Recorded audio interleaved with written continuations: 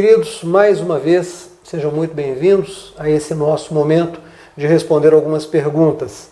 A nossa irmã Carol, lá da Bahia, lá de Salvador, pede que a gente fale um pouquinho sobre a relação do eunuco em Atos, no capítulo 8, quando Filipe é levantado por Deus, é comissionado por Deus para ir até um determinado caminho, onde ele vai encontrar com uma carruagem que passa.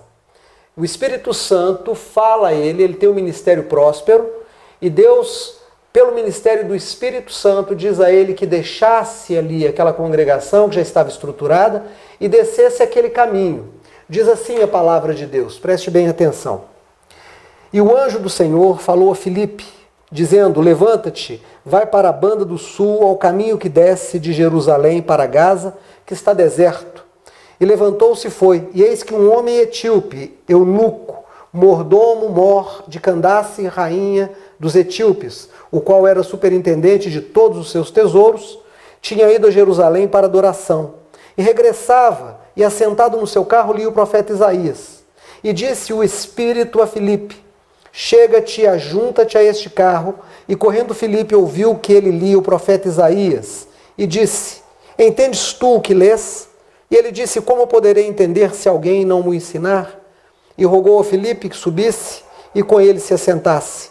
E o lugar da escritura que lia era este: foi levado como a ovelha para o matadouro, e como está mudo o cordeiro diante do que o tosquia, assim não abriu a sua boca. Na sua humilhação foi tirado o seu julgamento. E quem contará a sua geração? Porque a sua vida é tirada da terra. E respondendo o eunuco a Filipe, disse: peço-te, de quem diz isto o profeta? De si mesmo ou de algum outro? Então, Filipe, abrindo a boca, começando nessa escritura, lhe anunciou Jesus. Indo eles caminhando, chegaram ao pé de alguma água, e disse o eunuco: eis aqui a água, que impede que eu seja batizado? E disse Filipe: é lícito, se crês de todo o coração. E respondendo ele, disse: creio que Jesus Cristo é o Filho de Deus. E mandou parar o carro, e desceram ambos à água, tanto Filipe como o eunuco, e o batizou. E quando saíram da água, o Espírito do Senhor arrebatou Filipe, e não viu mais o eunuco, e alegre continuou o seu caminho. Interessante, Carol, você pede que a gente fale um pouquinho sobre esse fato. Eu já disse que havia um ministério muito importante, já prosperava, Filipe o dirigia, era quem liderava aquele grande grupo, e de repente o Espírito diz a Filipe que deixe tudo aquilo e vá para o lugar onde não há nada a não ser uma carruagem que está passando. E dentro dessa carruagem há um homem que reúne algumas características que eu gostaria de chamar a sua atenção. Primeiro, esse homem é etíope, tá? O povo etíope, chamado também de povo midianita. Os midianitas descendem de Midian, são filhos de Abraão com sua segunda esposa, Quetura.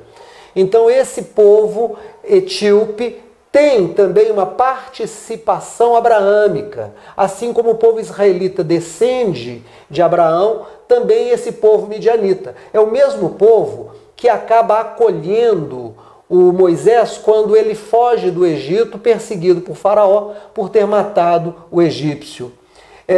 Ali naquele lugar se cultuava a Deus. Tantos séculos depois, esse homem, ele é um midianita, ele está descendo a Jerusalém, ele vai à adoração, e aí o Filipe é levantado por Deus para ministrar a ele a palavra. Segunda característica desse homem é que ele é eunuco. Jesus disse que há eunucos que nascem assim, outros os homens fazem, outros se fazem assim.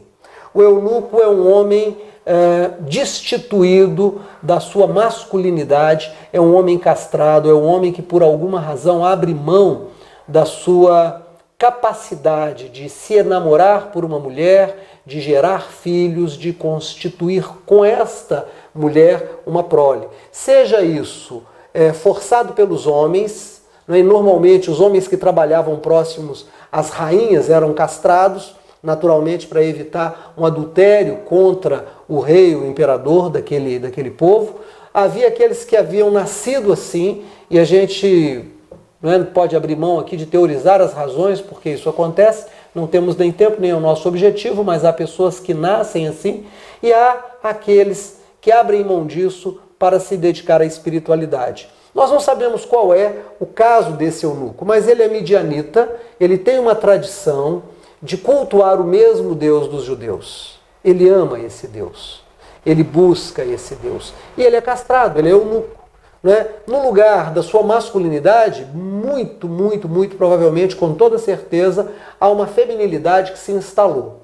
A outra característica que a Bíblia vai dizer para nós quanto a esse moço é que, além de etíope, ele é mordomo de Candace, rainha dos etíopes. O povo africano tem na sua história esse nome, Candace, para as rainhas das tribos, dos povos, né? E o povo etíope tem essa tradição. Candace é uma rainha importante. Era uma mulher que naqueles dias era próspera, de um reino próspero, e ela tem um mordomo, ela tem um tesoureiro, ela tem um administrador de toda a sua fortuna, que é exatamente esse homem. Então esse é um homem eunuco, feminilizado, ele é um homem negro, ele é um homem importante para o seu povo, e ele está passando naquele momento.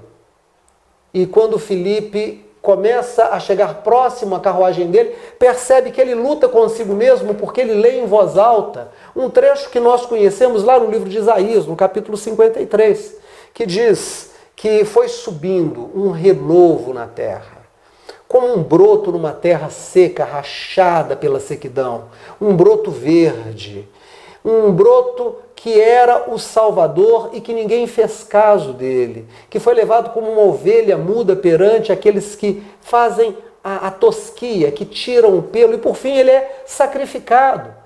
E esse homem luta com essa passagem de Isaías, e é nesse momento que Filipe pergunta a ele: você entende o que você lê? E ele diz algo tremendo, ele diz: como posso entender se não há quem me explique, se não há quem me ensine? E Filipe, então, passa, após um convite para subir a carruagem, a explicar que esse era Jesus e não outra pessoa. E esse homem, então, agora, bebendo dessa fonte divina, ele pergunta a Filipe quando está próximo de uma água: o que impede que eu seja batizado? Talvez, se fosse nos dias de hoje, dada a sua feminilidade aparente, a sua condição de eunuco, alguém perguntasse: você mora com um homem? Como é a sua vida sexual? Filipe abre mão de qualquer pergunta. Filipe não está interessado na sexualidade dele. Filipe foi levantado para ministrar Jesus, salvação, perdão, misericórdia, possibilidade de vida eterna pela fé, que começa aqui, redenção. Filipe não faz nenhuma pergunta, Filipe não pergunta a ele se ele fuma, se ele deixa de fumar, se bebe, se deixa de beber. Filipe diz a ele: é lícito te batizar se você crê. E ele diz: eu creio que Jesus é o Filho de Deus. Não há ali outro interesse, senão o de pregar as boas novas. Isso se contrasta com o que a gente percebe hoje. Porque historicamente todo movimento religioso e o movimento evangélico tem isso na sua história, sempre demonizou um grupo, sempre levantou o inimigo, porque faz parte de uma estratégia de unificação do grupo levantar um inimigo comum. Já foi assim contra todos os que, de alguma forma, prestam cultos a imagens. Durante muito tempo, evangélicos se levantaram falando contra os idólatras, feriram muita gente. Depois, a bola passou aos praticantes das religiões afro. Então, todas aquelas religiões de matrizes africanas passaram a ser perseguidas. De alguma forma, os discursos, a predisposição dos chamados religiosos apegados ao evangelho era de demonizar estes. Pararam com isso, dado um número grande de ações na justiça, não é? Começaram a deixar de chamar As mães de santo, de mãe de santo, passaram a chamar de sensitivas e outros nomes para evitar processos. E a bola da vez agora são os membros da comunidade LGBT, que são sempre vistos como inimigos, são sempre vistos como caídos, destituídos de graça, não serão salvos. E esse texto diz para nós que isso não tem o menor cabimento. Não tem o menor cabimento. Ou se ama a Deus ou não se ama a Deus. Ou se quer Jesus ou não se quer Jesus. Ou se anuncia Jesus ou se anuncia apenas uma ideologia religiosa. O que Filipe faz é pregar Jesus. Ele não prega o ódio. E nós precisamos, Carol, e todos que nos veem, aprender. Não há de se demonizar ninguém por pensar diferente, por praticar uma fé diferente da nossa. Até porque cremos todos que para além do homem há alguma coisa. Para além do homem há um Deus. E não importa como se chame, importa é que ele é poderoso para se revelar. E ele se revela no amor, ele se revela na tolerância, ele se revela na misericórdia. Por isso, Oséias traz uma mensagem tremenda que é vivificada por Jesus, quando ele diz: entendam, o sacrifício eu não quero, eu quero misericórdia.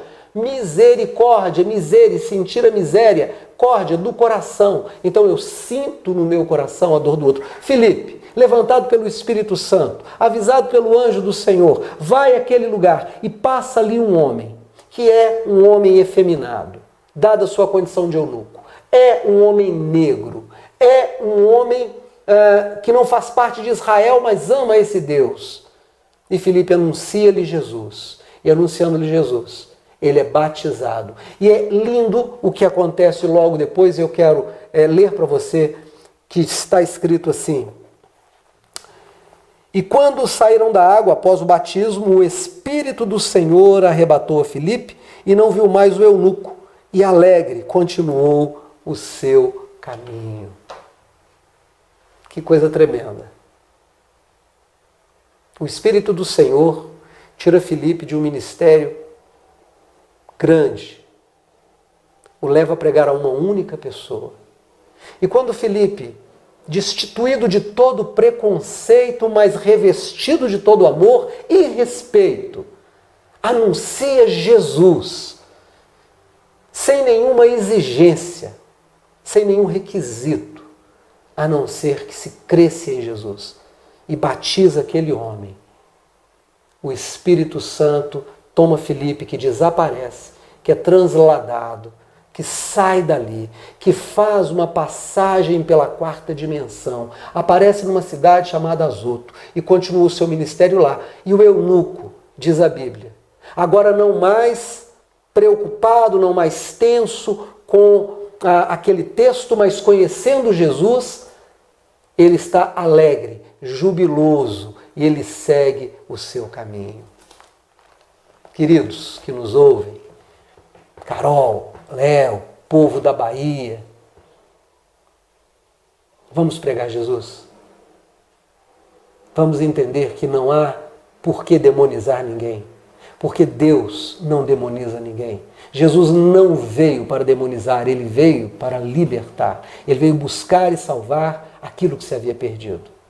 E nós temos que reproduzir esse ministério nos nossos ministérios individuais. Fica aqui então, Carol, essa breve meditação. Nós aqui de Belo Horizonte, da comunidade cristã, no bairro Betânia, mandamos o nosso abraço fraterno a vocês. Que o Senhor abençoe, que o Senhor os visite, em nome de Jesus.